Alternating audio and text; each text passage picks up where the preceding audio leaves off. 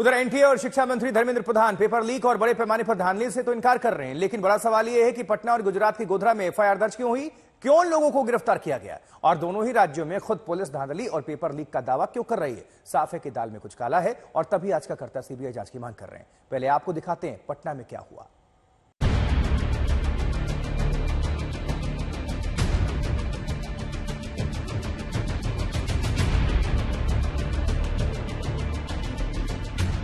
पटना में नीट की परीक्षा को लेकर कैसे खुद पटना पुलिस ने पेपर लीक का दावा किया है।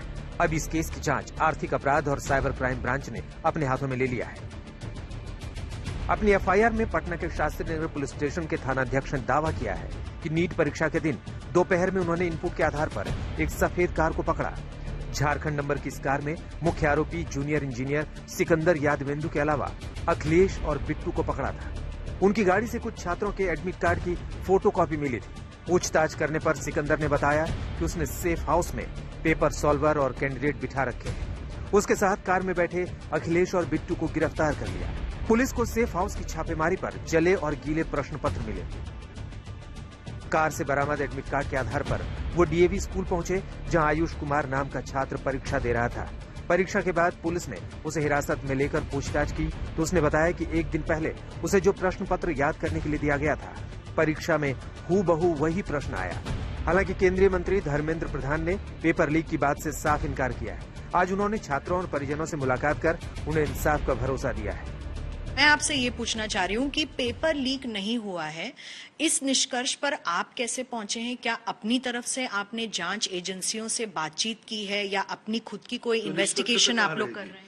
निष्पक्षता क्यों? जांच एजेंट दो, मैंने कहा 4750 के अंदर में 2 जगह की इस प्रकार की खबरें आई है। दोनों के अलग अलग काम है, दोनों में पेपर लीक वगैरह के विषय नहीं है। एक में कुछ आपत्ति है, दूसरे में कुछ आपत्ति है।